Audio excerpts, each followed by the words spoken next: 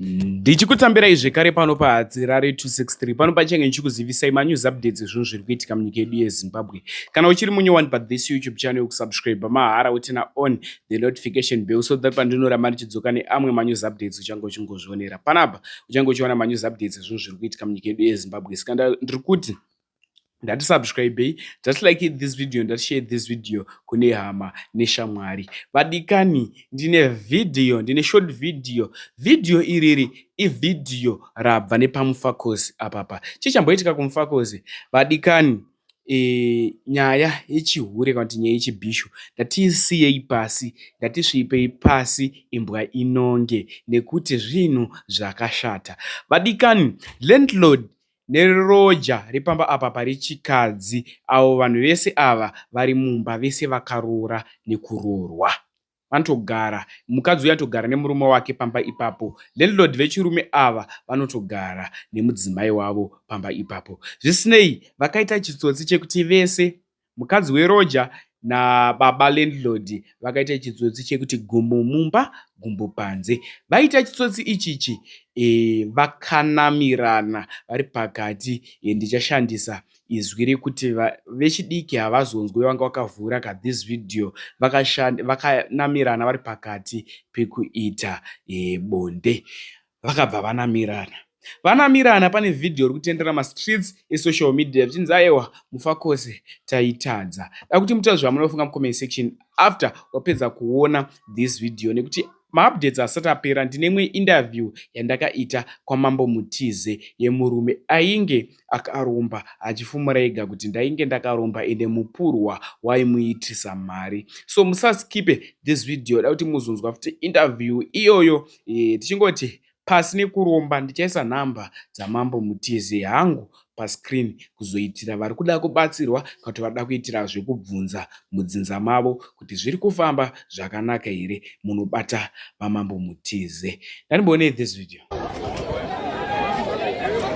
Mfakosi ma1 izvozvi wona vanhu vaya pane vanhu vanamirirana kuno kumfakosi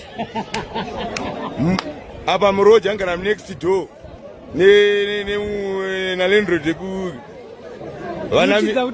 vanamirirana saka vanhu vese tawari ndati vahwezika mfakosi ma1 mahora tawari vanamirirana tinoda kusvika pane vanhu vacho manje polisi iri kuzviramba shamwari ma1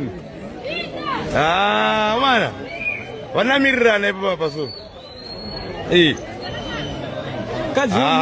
mukadzi wemunhu yawai nalandlord nemuroja mira tifambe tiende pane chingoro yacho muone chichikuitika. Next update ndiyo interview yandada kusiyai muchiona. Mapedza kuona mutaura zvamunofunga mucomment section. Ini saHadzirare ndakutizai. Much love. Right, kusangana kwatinoita zvekare pano paHadzirare 263. Pano patichange chikuzivisai manews updates ezvinhu zviri kuitika munyika yedu yeZimbabwe. Ende nyaya dzepanapa tinodzifambira, nyaya dzechokwadi dzisina nhema mukati, nyaya dzine proof ndo dzatichange chikuzivisai panapa this YouTube channel. Makasimba here? Tipite mwadiwa. Tiripo tisita kutsikai. Tinotenda. Alright. Muri Zimbabwe, mastreets esocial media imo matinoswera tichitora nyaya idzidzi dzezvinhu zvinenge zvichipisa munyika yedu yeZimbabwe. Ndakafambira baba ava vandakagara navo. Ndavafambira munhu aishanda nemupurwa. Panyaya yemupurwa pane pada kunzwisisa. Tinotenda. Alright. Chii chakakutumai kuti murombe? Kana ndiri kuti mupurwa vanga vakaromba, mupurwa uyu waivaitisa mari. Chii chakakutumai imimi kuti murombe? Nawe yenge iripo yenge iri nawe kuti ndaida kuti ndirarame life yakanaka. Zeshuwa ndairima. Mari ndaiva nayo. Ende mabusiness shona ndakaita. Asi nekuda kwehama dzangu ndo dzakauya kwaMambo Mutize vakabatsirwa. Ndakazouya papai. Ndakaenda kasarinda zvinhu zvangu. Alright, tisati tasvika ikoko. Tisati tasvika kusarinda. Mupurwa uyu waida chii? Nekuti iwe kana uchiromba pane mhiko dzamunenge makatenderana dziya dzekunzi iwe unodzwa nzi pamwedzi tinge chidaro pari munhu. Zvinosiyana.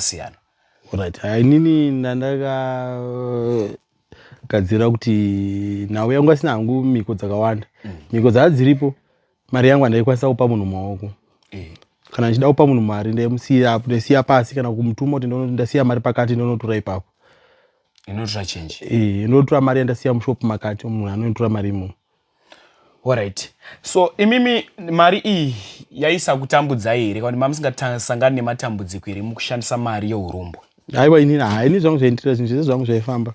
Handisina ana dambudziko asi hama dzangu ndo dzakukombera nezvazvo. Nekuti pane matambudziko anga akusangana nehama dzangu.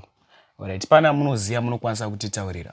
Ya matambudziko aripo, pane vamwe vaisarora imba dzavo dzaisagara zvakanaka, vamwe vacho zvaikozewa matambudziko akati wandei, mumwe waikozewa urwere but urwere uyu waingoisa kuti imwe zvimwe zvacho ndiite mari. Alright. Imimi hapana munhu wamakaurayisa? Aiwa, mupiro zvinhu zvangu zvasina dambudziko zvaingoafekta matambudziko mamwe madiki aya, kuuraya zvaiva zvisikaurayi. Alright. Saka vanhu mupurwa uyu waitodawo here kuti vamwe vanhu mudzinza vaite pfuma inobatika? Vamwe vese vaitambudzika nevasabata mari asi ndinaiva nemari ndinaitowachengeta. Zvese zvavanenge vachida ndaivaitira. Ya. Kwemimi mune vana? Vatokura? Ya, vatokura. Maikwanisa kuvapa mari mumaoko? Mari ndasingawapi ndaingoudza kuti ndaigona kusiya patebho nokuti matorai patebho. Alright. Hama dzazviziva kuti musha mune munhu akaita vatanga kutsvakurudza vazoziva imimi kuti makabata. Chii chakaita kuti musvike komambo Mutizi? Ya, zvinhu zvangu zvazvakusaita. Saka pazvakadaro ndakaudzwa nomumwe munin'ina wangu ndiye akanditsanangura zvikanzi pane kwatakaenda asi aitondudza zvesecret kuti vamwe vasaziziva bose vamwe aitumisa muzi.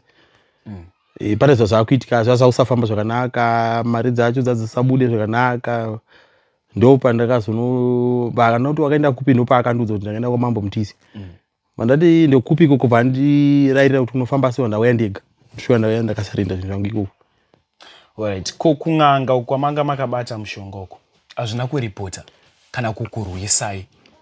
Panguva ini hangu hazvina kunyanyondirwisa nokuti ndinoona kuti minamato yakaitwa namambo Mutizi ndo yakakonzera kuti zvinhu izvi zvisashaya simba.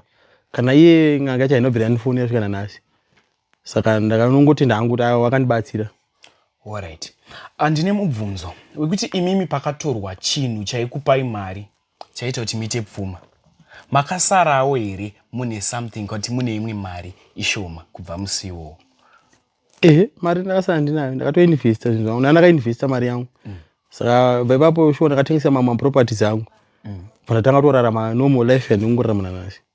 Normal life, ndoda kubvunza pakuti mari yamaimbobata before mune mupurwa ndo mari yamuchiri kubata here kuona kwenyu imimi? Zvinhu izvi zvinoti netse kana tine zvinhu zvatoshandisa zvemushonga izvi. Mari yacho inenge ichinakidza ende inenge yakawanda. Asi zvimwe zvacho zvichikonzera matambudziko kuhama dzedu saka asi nekuda kwekuti ndakasunungurwa. Pane zvinhu ndava munhu anorarama normal life. Handisina chinhu chanitambudza. Hama dzangu ndakutowirirana nadzo. Zvese ndakutowirirana nadzo hapasina chakaipa.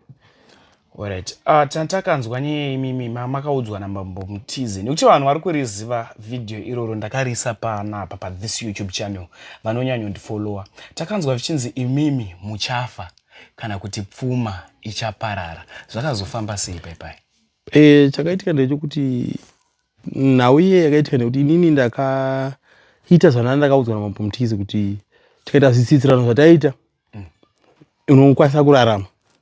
Asi shuwa ndakaita zvitsidzo zvacho zvese ndakadzosera zvinhu zvacho zvese. Ndakatonovatora ndakaenda navo kumusha kwangu kanogadzira mhiko dzacho dzese. Ndosaka nhasi mungoona ndiripo nanhasi. Ndakatedzera zvavakataura. Alright. Saka imimi hazvida kuramba tichienderera mberi nenyaya iyi.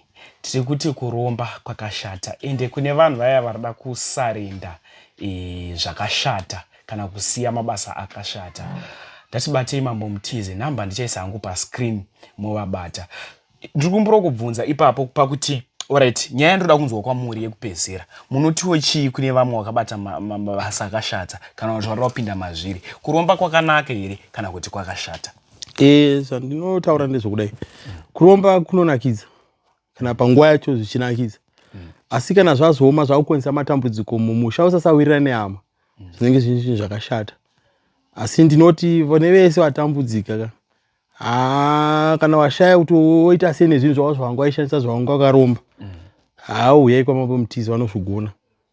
nekuti nini panguva iyo ndakatombotofunga ndikati wazvikwanisa asi wakazvikwanisa izvozvi aiwa ndiri kurarama zvakanaka handina kana panondinetsa kana zvinondinetsa hama dzangu dzisira kuita nadzo handina kwanisa hangu kuya nadzo asi ndangoti ndiudze ito vese vakabata bata mishonga yavo ndai munosarenda mambo mutidzi vanozvikwanisa